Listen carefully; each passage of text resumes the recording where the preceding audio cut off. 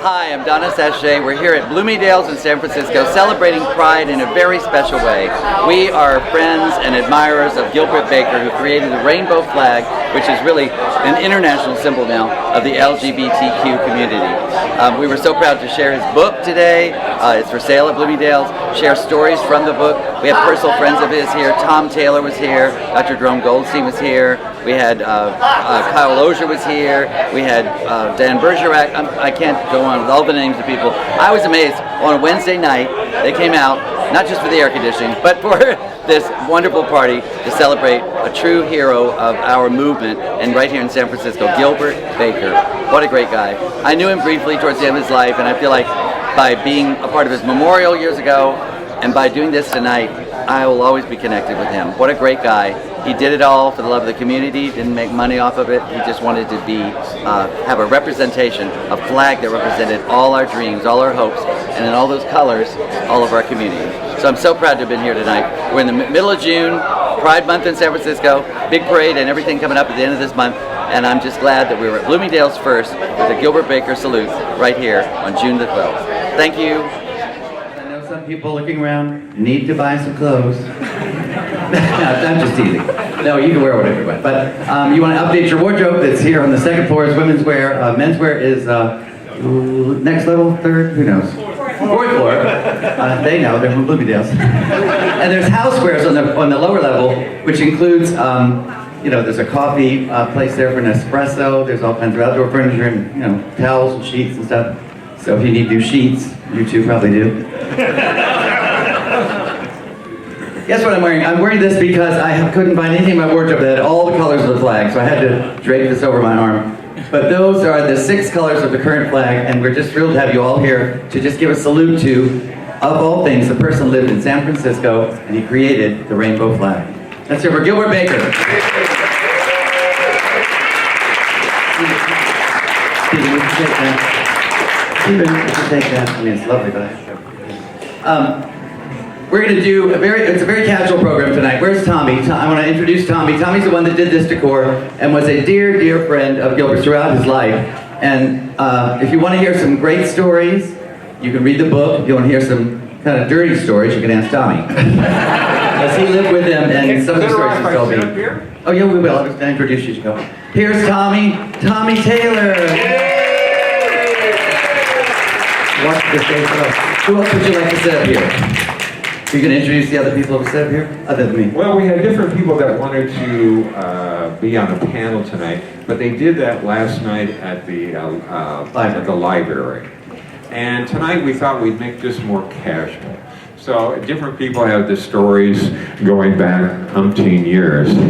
I met Gilbert in 1980, and what happened was we had a legal team that started in the 60s, and that's how we got, before New York did, we were able to get the police off of us and stop that in 67. And the legal teams that we had were part of the bar, so that was part of the Tavern Guild, and Bob Ross and all these other people. Okay. And I knew all of them because I started way back. And in those days, if you had a job at a bank, at a phone company, or whatever you had a job, you couldn't help us. Because if you got arrested, they ran this damn thing in the paper and said that you were arrested for sex, whatever the hell that damn thing was.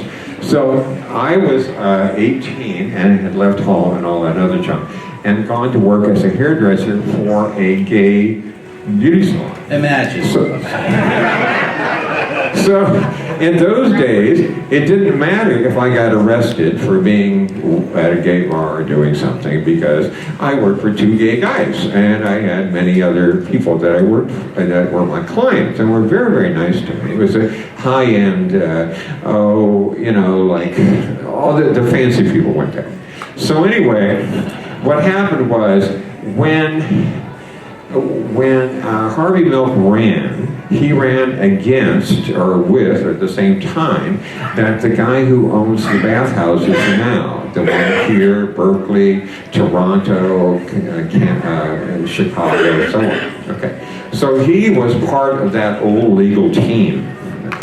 So when Harvey won, Harvey was not part of that team. So when Harvey came in, he had to kind of rearrange things quickly and whatever. And Gilbert then was working part-time for the flag store. And he invented that flag. There were other flags before that, but those people did not work for a flag store, so they did not understand how to get in the catalog, how to get listed. Harvey encouraged him to make the flag, didn't he? Harvey said, we need a flag. Yeah, well, and so he invented the first flag, and he also knew how to follow the legal rights and get the right to put it on the flagpole and so on. And that was part of that whole team, that started with Harvey Milk. And then unfortunately, Harvey Milk, when he was shot, Diane took over, and Diane put a guy in place of him that did not fit anything. In other words, we lost, we had a quiet time. But Harvey had very carefully, Gilbert had very carefully, working at the flag store, knew this is the size and this is how the flags have to be, and so he did a lot of work behind the schedule, of what he did. And then when he built the big flag, and he flew that right after Harvey Milk got elected, he got permission from City Hall to use that pole. In Civic Center. He was Civic Center, right? Yeah, so he was careful about all this sort of thing.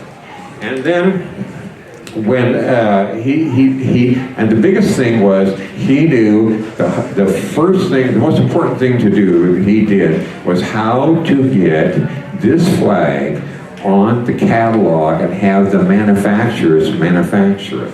And all the other flags that we had prior to that they never made it. It never happened, right? And in one of the first parades that we had many years ago, there was a great gay flag, but it was more square and white.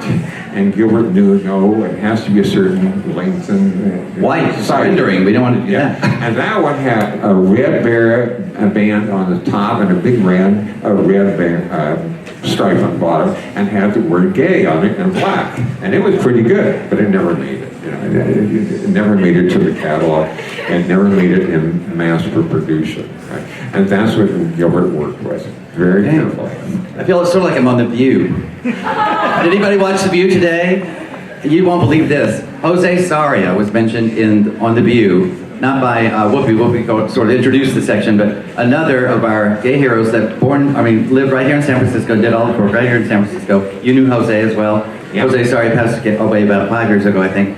And he was mentioned as the first openly gay person running for political office in the country. How about that? Jose Sarria, mentioned on The View. And did you want to bring one more person up to sit with you, and then I'll sit with you? Well, let's see. Otherwise, I feel like we're on a date. Now, you pick somebody to bring up. And here's the book, and I want you to know, some people did ask me this week when they saw the advertisements and invitations, they said, well, I get to get an autographed book. Well, autographed by whom? Because if you don't know, Gilbert did pass away several years ago, and it was we had a beautiful, beautiful ceremony at the Castro Theater to memorialize him. Anybody there for that ceremony? Oh wow, good, wonderful. It was really very, very nice. So that's why we won't be having an actual autograph from Gilbert. But the stories in here, the writing in here was actually done by Gilbert and left in notes. They gathered together and they put it together into a book. It's a pretty weird thing, but pretty authentic and firsthand. So that's exciting to know. So any of the speakers here, I'm sure would be able to autograph it, maybe with a funny story or funny something in there. And I won't autograph it, but I'll give you a lip print one side. All right, we have another guest up here. This is Steve Adams, who is part of a wonderful business in town. May I say the business, or? Yeah. Oh, Sterling Bank, and they're great sponsors of a lot of things we do here in the community. And you evidently knew Gilbert too. Tell us the story. Yes, I first met Gilbert in 1996, 97. Right after 14, right? Right after Willie Brown was elected mayor. And there was some folks in the Castro, The one woman that I'm thinking of is Trevor Healy from Cruising the Castro. And she really wanted to get the rainbow flag put up in the Castro. And they were looking for spots. And I had just started to get involved in the Castro Merchants. It was Mumsy at the time. And I was on the board, and I got really close to Trevor. And she introduces me to Gilbert. And Gilbert says, "You work at a bank, I need money." Seriously. Long story short, the pole that, and tell me if I'm wrong, but that pole that's at Harvey Milk Plaza today is the same flagpole that used to be at Civic Center. No, the actual pole was new, and that comes from the same company that we buy all the parts from. Right, okay. Okay. Because I remember they found when Willie Brown okayed it, says "Get it done." Yes. Yes. There was a pole sitting at DPW that they were going to move over. So No, that came from the same company we buy the parts from. Right. They're one of the oldest pole companies. They do not do the actual installation. Okay. So That's why this book is so good, because all these stories will be clarified for you. So that's good. No, I'm glad you brought that up. And I have to acknowledge Dan Bergerac, also ex-president of the Castro Merchants, because he has had it dealt with. He's been a steward of that flag, and I know this is about Gilbert, but I have to, this man here, Tom Taylor. I mean, for how many years has changed that flag quarterly on that flagpole? Has worked with Ernie Austin from Cliff when we had the new thing put up on the top, so whenever the wind blows, that flag swirls around, and you're the keeper of that flagpole. Yeah, many people may not know that. I actually went with you one time because I thought it'd be fun to help you put the flag up one time. That flag is huge. The wind is terrific. You've got traffic going. So one man, gets there early in the morning, puts it up, and then for whatever reason, if it's the end of the night or some kind of inclement weather, has to take it down. It's not really a one-man job, but you do it many times as one person. I was there, and there were some pictures taken, but I did not want to get my hands ruined. I was scared to death of that flagpole and the rope and everything. So it's a huge flag. If you don't know, you know where I'm talking about? 17th and Castro, right at what we call Harvey Milk Plaza, which is being reconsidered and remodeled as well, I think. But it is, if you look down Market Street, you could be at the Embarcadero, if you were a little bit higher than to street level, you'd be able to look all the way down Market Street, and there is the rainbow flag. I mean, what an iconic spot for it. And Gilbert had the one who had that placement on there. Oh, he did? He did. Gilbert was the one, he stood down by the ferry building to make sure that sight line. And I got to really know Gilbert in the early 90s, the late 90s very well. And I helped him raise money, and we donated, and a lot of other people donated and chipped in. And then after the flag was up and the Mel Club ceded control of the merchants on the flag, Gilbert and I still were friends. He moved to New York. But the one thing he always thought about that flag was it was always to Gilbert a piece of art. And this is, the Gilbert that I love, because what this flag represents. Because a few years ago, some people wanted to do things with that flag, and we were putting it at half staff, and Gilbert said, no, it has to be at full staff. It has to be at full staff. He goes, and if I die, if I pass away, if something happens to me, do not, under any circumstance, put that at half staff. And when he did pass away, unfortunately, Tom did the right thing. We changed and put a new flag up there instead in Gilbert's honor. But during that whole controversy, when Gilbert kept telling me what a piece of art it was, Gary, Virginia at that time, it was during Pride, posted a Pride parade in Uganda. And these people were celebrating Pride in the jungle so they wouldn't be persecuted. But to them, they were waving their rainbow flag.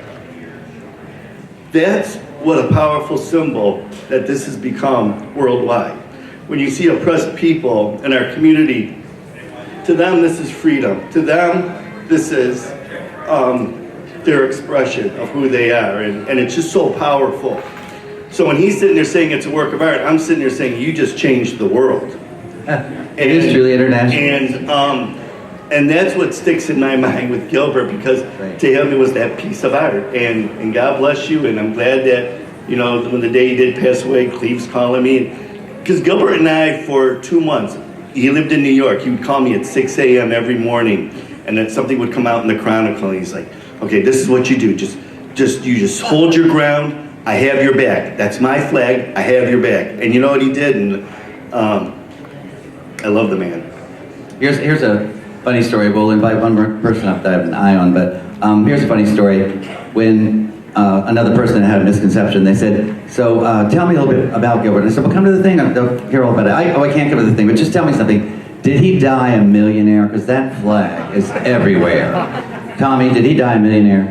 No, unfortunately, Gilbert did not make any money off the flag. Not a cent off the flag. No, all those years, I believe you. But he said it was his gift to the community. Yes, and yes, he said, I don't yes. want any royalties or whatever. Yep. Which ones of us would say that today? I mean, it's just amazing.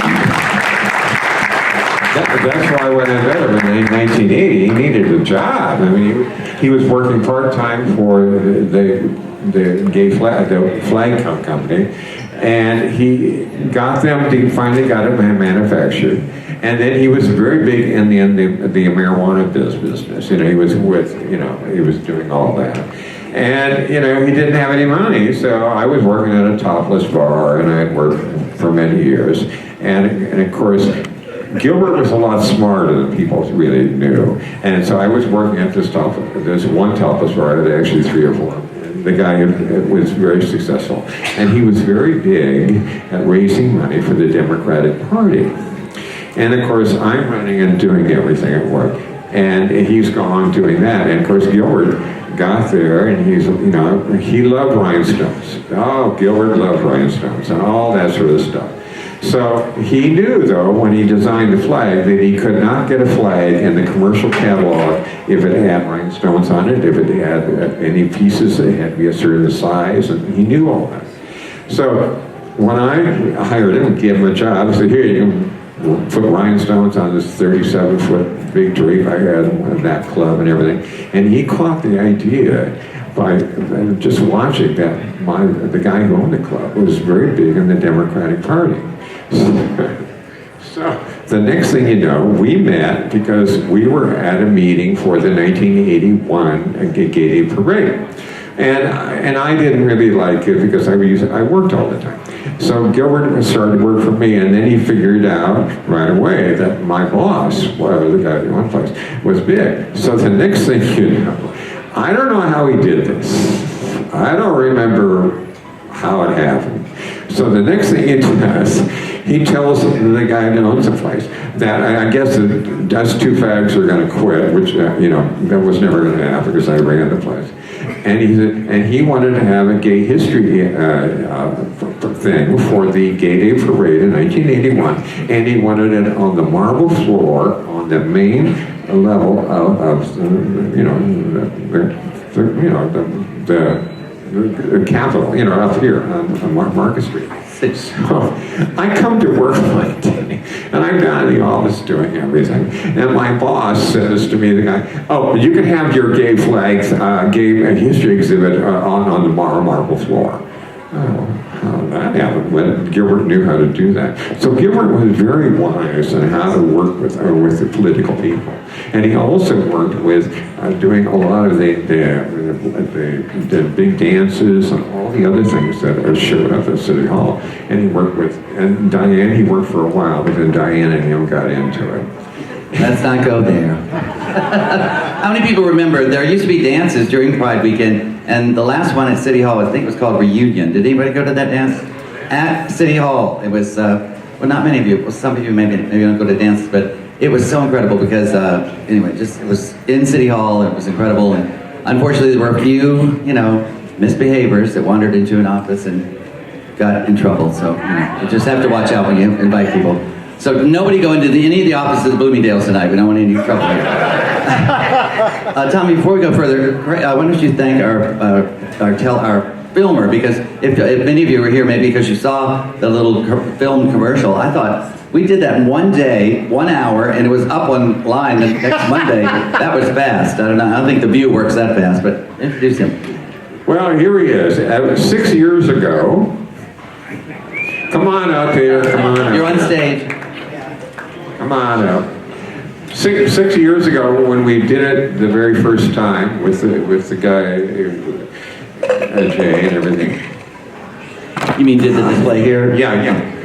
So I had him come in and say, okay, let's do a movie. Let's do a little shot. And he did it. But what he did was he came in here and filmed around. And then he put me at his place behind the green screen or whatever it was.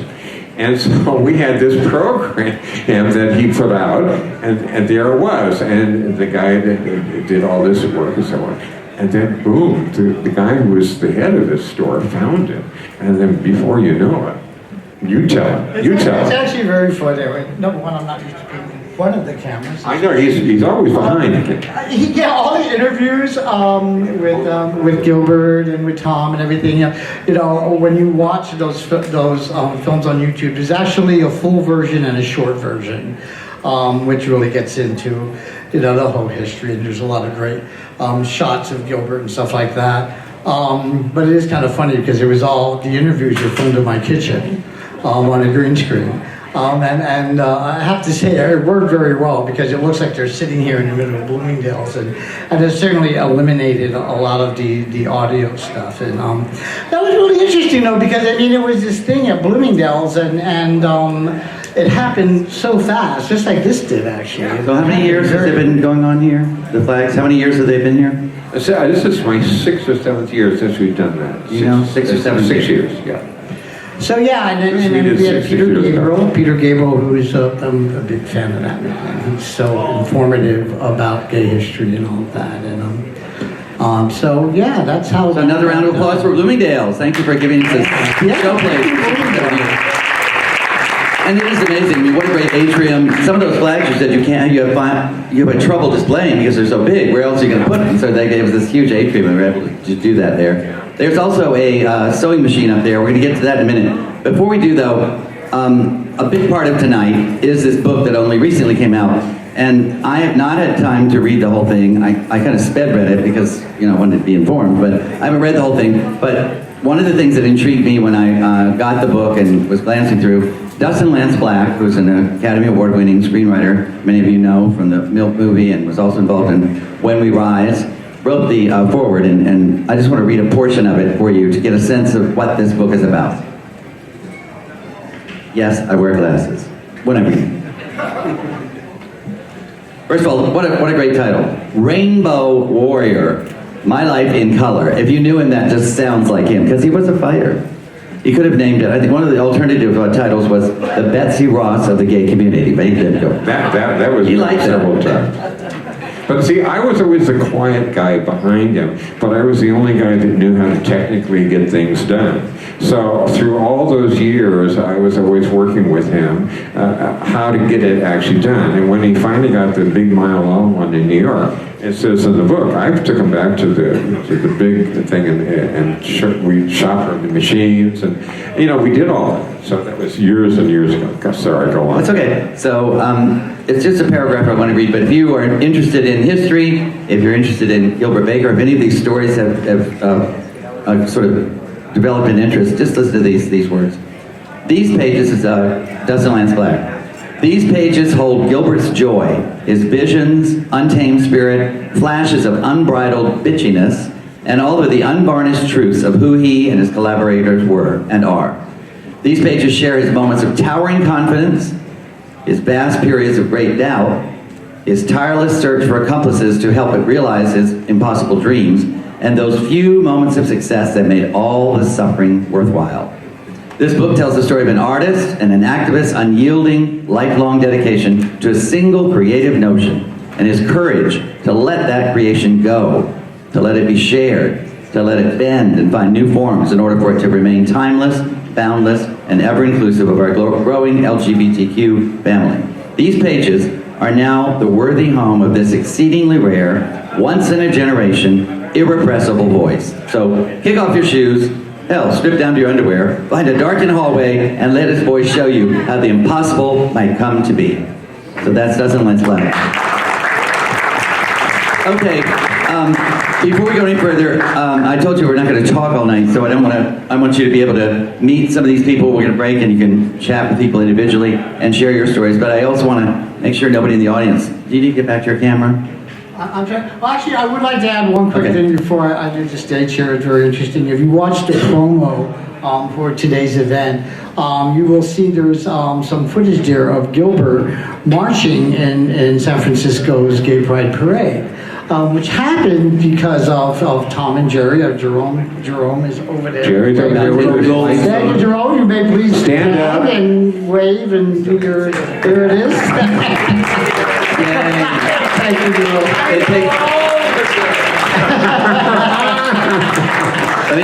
So 1 year, Tom and Jerry would have, some of you may know about their Christmas tree display, in the middle of summer, they actually had a float for the display, and Gilbert, I don't know how that happened to be a part of that day, for Gay Pride Parade. I guess maybe that was 3 years ago, maybe It was 3 or 4 right years before ago. he died. Yeah, it was a year before he died.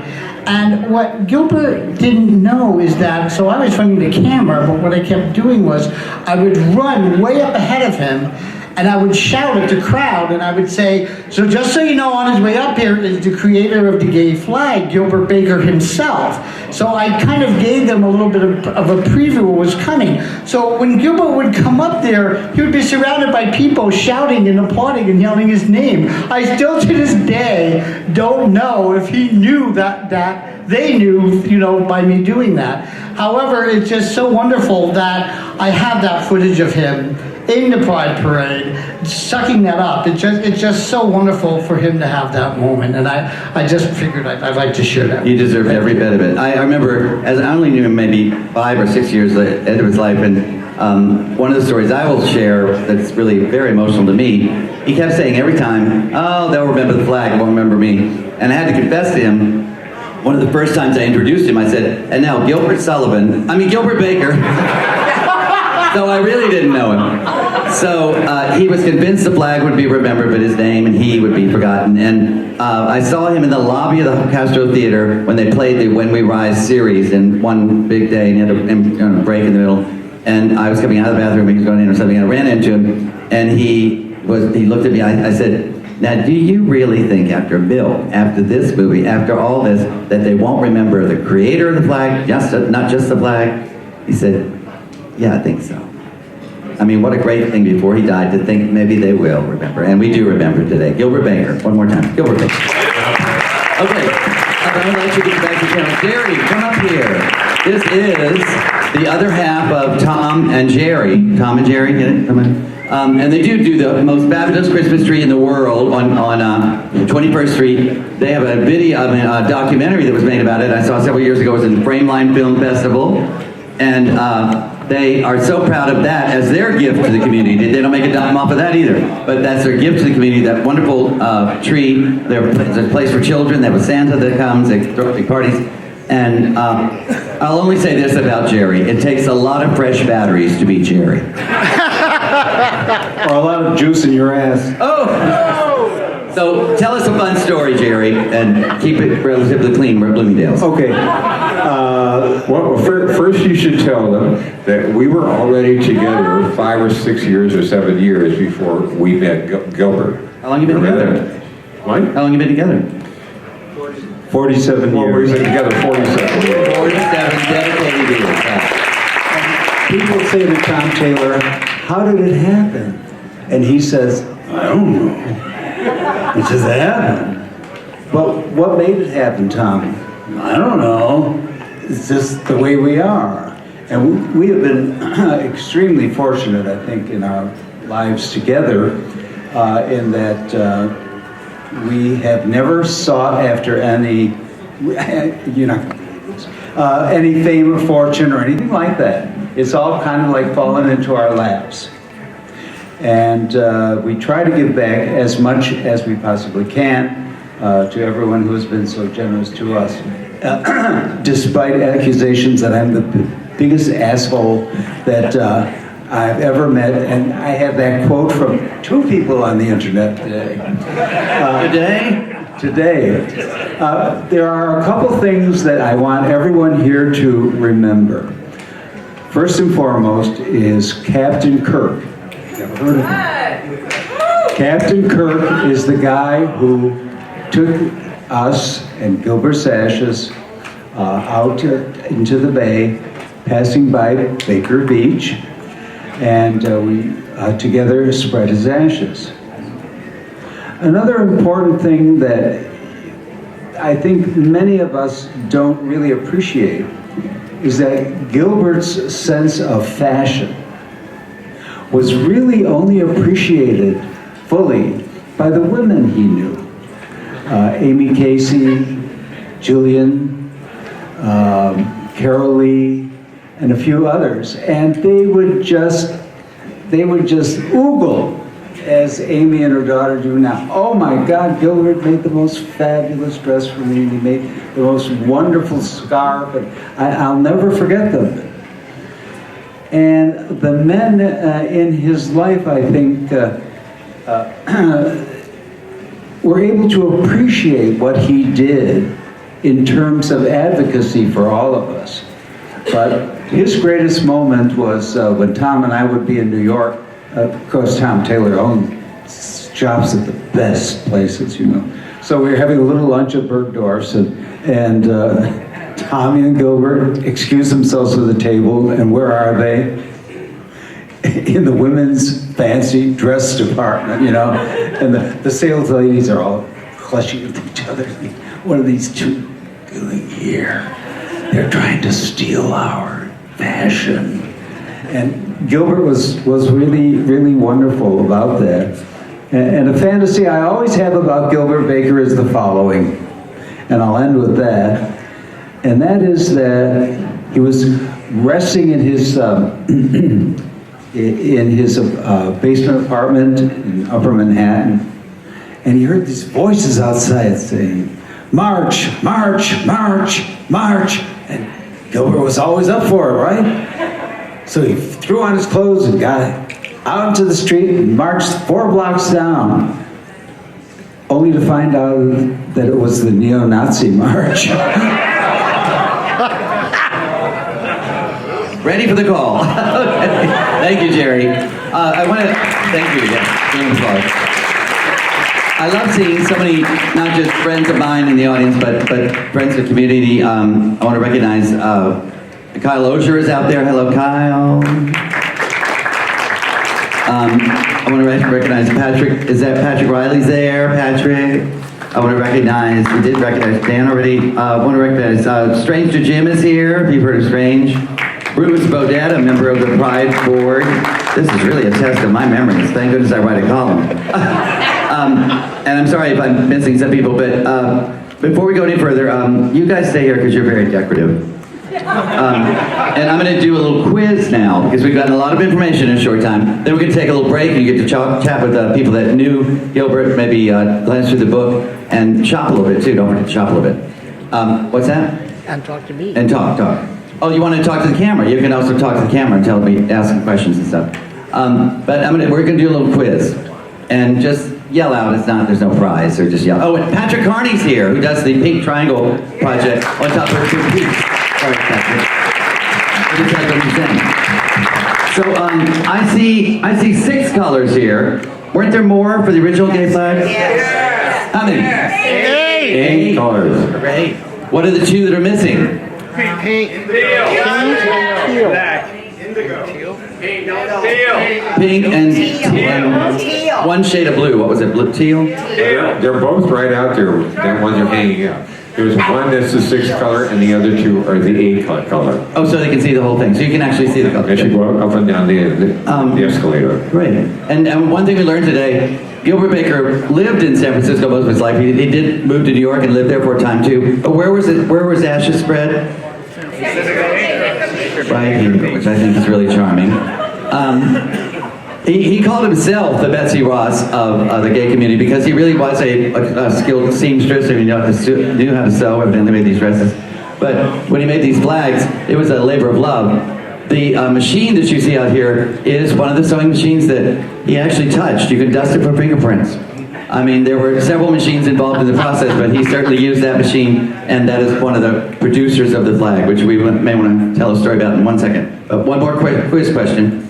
Gilbert Baker, what name did I use the first time I introduced him? You'll never forget that, will you? It was a mistake.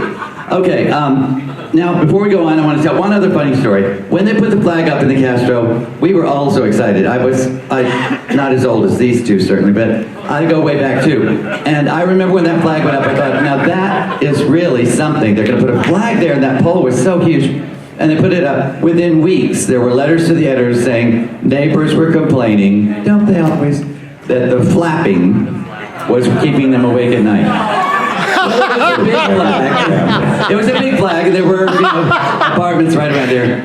I mean, can you imagine? So, this genius here said, oh, is it bothering them? Well, let me see. Took one of the flags, washed it in woolite, and it didn't sound so much. It was just a nice, gentle flapping. So that was the solution. Where there's a gay person involved, we'll find a solution to a problem that's very creative. So, take that story with you. Okay, so before we take the break, anybody want to tell a story? Bruce, did you have a story you want to tell about Gilbert? Or Sewing machine. Oh, we're going to tell the Okay, story of this I read the book cover to cover. And it's a swath of Gilbert's life. It is clearly not the whole story, but when it came time to make the flag, Tom Taylor took him by the collar, if you will, and said, we are going to the Bobbin Show in Atlanta. And of course, Gilbert looked at Tom as if to say, fuck you, we're not going there. What's a Bobbin Show? And he said, huh? What's a Bobbin Show? Well, there you go. You're going to hear this part of the book now about how the flag down Broadway, Fifth Avenue, Sixth Avenue, wherever it was in New York, how that came to pass. Well, so what happened is, many years ago in Atlanta, we were the world leader in how to take sewing machines and automate them and make clothes and make things. I had worked at the Bobbin Show, and I had gone a couple of times. And now, at that time, it was every single piece of clothing that you have, along with your underwear, along with everything, they showed you there at the Bobbin Show all the manufacturers from all over the world and so on. So I actually worked for them one time from Italy. So when he finally got the thing to do the mile-long flag in New York, I said, bitch, you are going to Atlanta with me and get the fabric, and we have samples of it, and we're going to find out how we're going to do it. And that's covered in the book.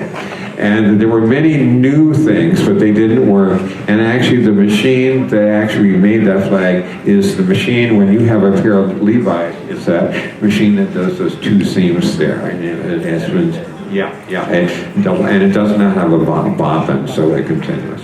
So anyway, all of those technical things I did, and that's why he and I were always together, and we worked together. But I was not the person that had my name on anything. That was just how it worked. So the sewing machine you see back here, I got, and someone gave it to me because it was for clothes or whatever. And when he had the contract to make those two exactly the same ones that he made for the very first two flags for that movie.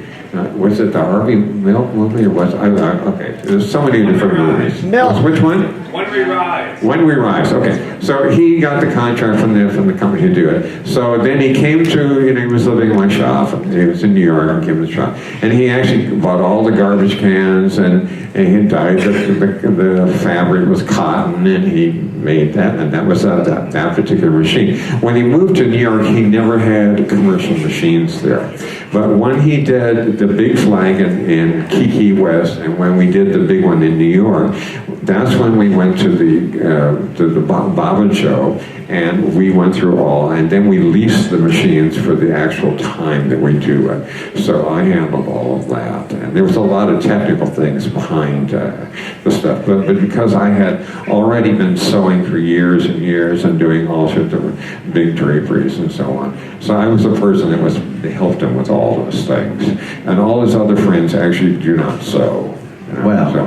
And part of the story you just mentioned, I was just in Key West last week, and you may not have seen this poster I was in Key West, and it was my first time there, and I was coming, like, they kept introducing me, the First Lady of San Francisco, celebrity, everything. I thought it was going to be a big deal. I was nothing compared with Gilbert Baker being there several years before, and he brought a piece of, I thought, was that what it was, a piece of the original mile-long flag?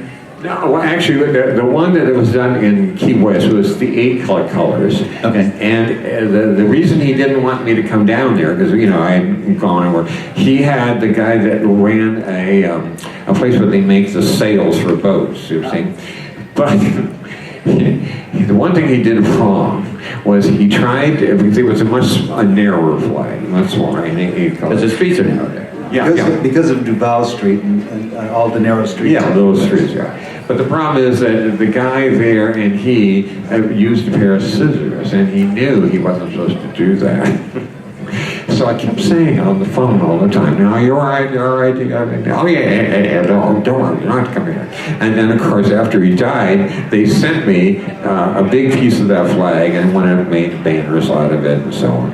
And I thought, wait a minute, but this thing has got all this fabrics, because he cut it with a pair of scissors, and by the time you handle something that big, stuff's fraying and coming all over the place. So, But it made a big impact when it was there. And here's the poster, which, if you think it was hot here last week or this week, 105 with huge humidity for 5 days, I would never go back to Key West without, I don't know what I would have to take. 2 people to fan me. Here it is.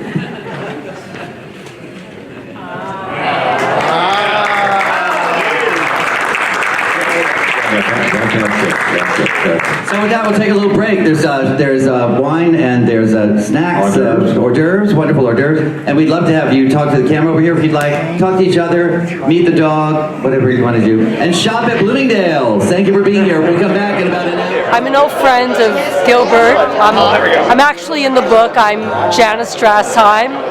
I know Gilbert from Wheeler's Ranch. I was an old hippie outside of Occidental. This was the beginning of Sister Chanel 2000. My partner Jill knew Gilbert when with the Coquettes and the Angels of Light, so we're going way back. And so he would go up to the ranch very often. He was really an old hippie. And we had a lot of fun. And then the beginning of the AIDS crisis, his friend Morgan, we took care of Morgan, and it was a very dark time, but there was just so much amazing things around that with the community and coming together, and a lot of lesbians and gays finally getting together, because when I first moved to San Francisco in 1978, I was not allowed to go to mingle with gay men in the gay bars. We would have, it was very segregated. But I think during that time period, we were able to come together, and there was some good things that happened out of it. But Gilbert, he would have loved this. I remember Gilbert working in the flag shop up Polk Street, right? And this is what you were doing, and then they needed a flag, and Gilbert did it, but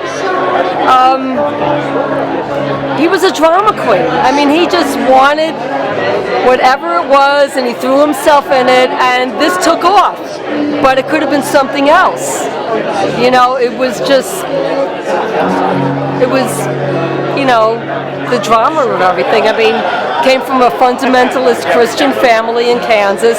All Gilbert really wanted to do was be a showgirl in Las Vegas. That was Gilbert's dream. But, hopefully somehow this gets to be there, and I'm just so happy I had to come here, just because I miss Gilbert, and I'm really happy that he gets to have this for whatever, so thank you for doing this. I'm Thomasina DeMille, local artist, and I had known Gilbert through the 80s, and we had a lot of artistic things in common, brainstorming, whatever, but he had his last show at my gallery on Catskill Street, exhibiting his, what were they? They were World War prisoner, Jewish prison camp uniforms. And it was a great show. And we got to know Tony. And Tony was the last person to interview him locally for the Castro period. Yeah, so you're leaving me here. So I'm a local reporter. I do LGBTQ news, Bay Area reporter and Castro Courier. And so I was fortunate enough to be one of the last people, I think, to interview Gilbert. Saturday morning before Pride Parade, Saturday before Sunday, an equal marriage had just been announced, so it was 8:30 in the morning that that portrait was done, and then he was off and running to meet his press. Gilbert said that this man's interview was one of the better interviews he had had in a while.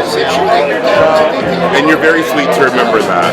No, truly. he said that. And Gilbert was very special. It was a very special few hours with him in Thomasina's gallery. That was really life-changing. I'll always remember that. Because I think 2 weeks prior to that, I never imagined that a person created the flag. And I think that's something that's lost on the generation after Gilbert, and the generations after that. Is there are so many people that paved the way for things that we just take for granted and we use and we put on products.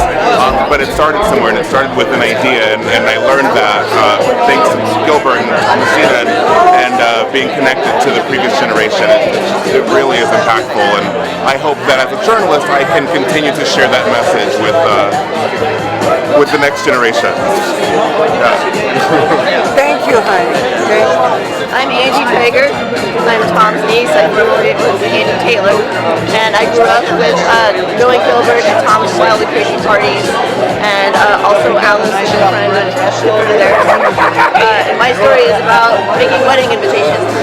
So if you put Tom, myself, Alice, and Gilbert together, you end up with something that's embossed with ferns and fluffy fabric, like silky fabric around it.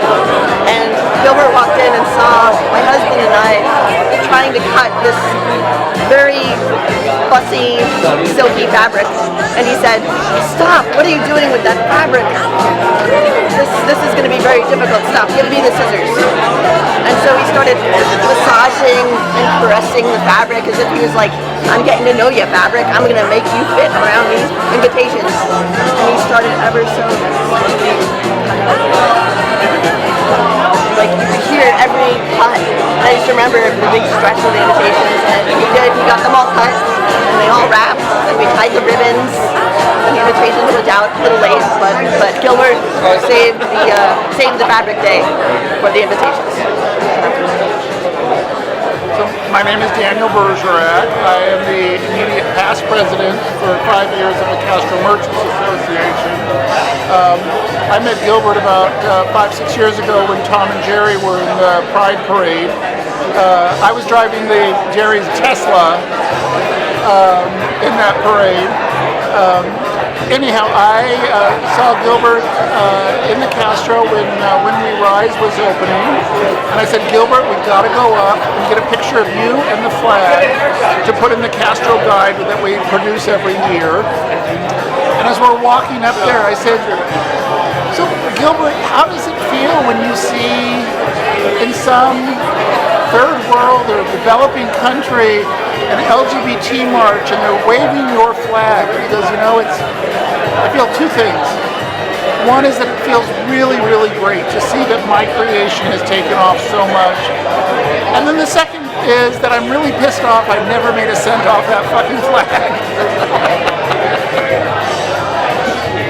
So that's my warmest memory of Gilbert Baker, and boy, what a change he made in the world. So, and I was in Cuba last month at a Pride celebration in Cuba, and to see that flag flying there, it let me know that I was with my Mishbuka. So, thank you so much. You're welcome. My name is Bruce Baudet, and I'm a board member of SF Pride. So much drama. And of course, since Gilbert Baker gave us our flag in 1978, at my event, which was then called the Gay Freedom Day event, not SF Pride yet. I just think it's wonderful that that's part of my culture as a gay man. That Gilbert Baker gave me a gorgeous color, or colors as it be, to wear all year round. Well, I'm Paul Gabriel, and I'm a community historian. I had the privilege of working with Gilbert Baker to curate the 25th anniversary flag exhibition. We had it here in San Francisco, and I got to carry the flag, the front of the flag, which is part of that mile-long flag he brought here, down Market Street with him, which was really special. So it's nice to have events like this. I think I was listening to what people were saying, and I agree. We need to remember that it's a piece of art, and it's there to inspire us and make us better. Because I hate to say it, but if you look here, not the books, but the other stuff, it gets turned into a commodity. And it just gets turned into something that people think it's everywhere, it's ubiquitous, and it gets empty of its meaning. So I think it's very important to remember who he was, and that it was a gift, and that we still need it. As they were saying, there's people around the world who don't have any freedom and who can go to jail, can be killed, can be executed, and that's hope and solidarity. Some artists do get well known, many don't. I think sometimes it's because the focus is on the artwork. It's a strange thing about an artist, is that they have to have sometimes a strong ego to kind of persevere and to create something that maybe nobody else really understands the significance of. But then it's about the artwork. And so the artist sometimes recedes into the background. It's part of the trade-off of doing art. And so maybe it's not until later that people begin to appreciate the art, and then they wonder about who made it. Well, I mean, some people are fortunate to be known, and Gilbert got attached to this thing that's seen everywhere. I was there. Did I see you? So I think people always want an origin story. They want to know, like, where did the flowers come from? Where did the lightning come from? So when you have something like a rainbow flag, which is universal, people want to know the story of where it came from. And no disrespect to Gilbert, but it's the story, the real story is always a little bit more complex. There were a lot of people involved, but humans need a myth. And that's not a bad thing. And he really fit that role. And I think he played it well. And again, he did it not to make money, but to take a ride and go and really create more art with it and just really spread the real spirit of it around the world. And so why not? Good for him. We're not going to talk anymore because you're having fun out there, you're getting to know each other, you're sharing stories, which I think is really positive, and you can shop a little bit in the meantime. I need to ask somebody from Bloomingdales, where's the bra department? You're Tom Jerry from the Great Christmas Tree. I'll find out. One other thing I got in Key West. You know, Gilbert made no money off the flag. Think of all the products that have been developed over that rainbow flag. And this one I love. There's part of it I can't show. No. Part of it I can't show that part. Anyway, this kept me relatively cool in Key West. And I know some of you, I thought about this later. I knew it was going to be a nice crowd, but I think it's bigger because you knew they had air conditioning at Bloomingdales. Am I right? No, you came here to honor Gilbert Baker, and I'm so glad we had Tommy Taylor with us. We had Jerry Goldstein here with us, true friends of his to the end. We had many other people who were telling me stories afterwards. Thank you, Steve Adams, for being here. If you think about this for a minute, our history as an American republic is really dates back to the Northeast. You know, we got Boston, Philadelphia, and then eventually Washington, D.C. All that stuff just like circulated and stewed up, and that became the United States. But when you think of the gay community, where did it start? Yeah, there was some riot in New York. 50 years ago, but before that, there was a Compton cafeteria riot. Right, Compton cafeteria, 3 years before that. Before that, Jose Sarria was running for public office as an openly gay candidate. Before that, The Daughters of Bilitis were formed. The SIR was formed. The Tavern Guild, where people united to make sure we weren't prejudiced against into bars and businesses weren't hurt. So much of it started right here in San Francisco. So I hope you're proud, and I hope you're proud that we have as one of our native sons, the Betsy Ross of our gay community. And I want to raise a glass if you still have a champagne glass or a glass of wine. Do you have one, Jerry? Everybody, if you have one, pretend you have one. Oh, and Joni Juster's here, by the way. I want to propose a toast to Gilbert Baker.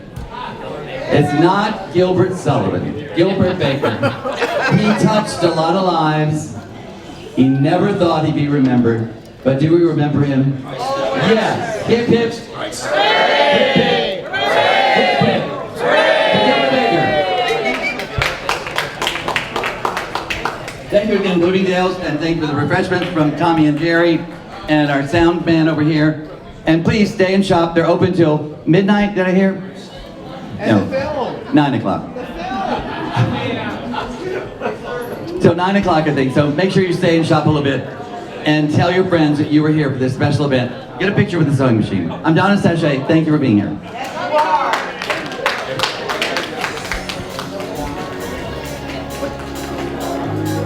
Sharing a couple of Gilbert Baker vignettes with you. One of them is very, very poignant, and it involves Tom Taylor and Jerry Goldstein, who have been together for 47 years, and finally decided, you know, maybe this third time around, we'll do it. We will get married, right? And so we arranged to close 21st Street for the wedding. We had 800 people. Friends of mine from New York said, you'll never get them to close the street. We did. Gilbert Baker and Robert Akeley, who danced together at the Stud in the early 70s, were the officiators at the wedding. And Gilbert, in his very grand fashion, said, oh, you know, I had this thing in Montreal. I don't know if I can do it. I don't know if I can do it. I don't know if I can do it. And I think a nerve was touched in Gilbert that made us feel very, very special as family and closely associated with Gilbert as no one could ever be. And that is, he delayed his trip to Montreal to come to our wedding to officiate. And all he had to say at the wedding was, I'm so verklempt, I can't say anything. He rehearsed that. And Robert Akeley had to take over for him in giving the final vows to the wedding. Richard Gutierrez has one quote of Gilbert that he has had angst over for years and years. And it was Gilbert making a pronunciamento over my dead body. And I have to tell you that it rings so true when Gilbert unexpectedly died. And I personally was so deeply affected by it because I've been everyone's medical advocate for about 40 years. And after it happened, everyone called me, and I had to listen for 7 full days of people unbelievably sad, sorrowful, and tearful, truly missing Gilbert Baker as we remember him today. And I can only give the highest praise to Nike. Why would I give praise to Nike? Number one, they remembered all of the colors in the flag, and they put Gilbert Baker's name on every piece of merchandise. Nike! Right. And this apparently is a worldwide phenomenon. So next time you go to Saudi Arabia, be sure to stop at the Nike store for the rainbow colors. Nike, we're talking big. Nike, Bloomingdales, we're talking Tommy and Jerry, and they're willing to autograph your books if you want because they were such dear friends. It's almost like an autograph from Gilbert himself. We're going to close out. We had a film we're going to show, but it didn't arrive. So I don't know where that came from. Just you can read once again my commercial. That was really. Jeff, thank you for being here. Appreciate your being here also. There have been so many people, and it doesn't matter whether you knew him or not. I hope you feel like you knew him after our little get-together today. Touch that sewing machine. Watch those flags go up on Market Street. Look for that pink triangle project at the top of Twin Peaks. And be a part of Pride. There's so many ways you can give, volunteer, participate. Show up. And show up. Just show up. 90% of the journey. Thank you again. This has been for Gilbert Baker and the Rainbow Flag. I'm Donna Sachet. Thank you, Bloomingdales. Thank you all for being here. A lot of things happening with Gilbert Baker. He made a lot of money when he was here and doing the flag because he gave that as a gift to the community.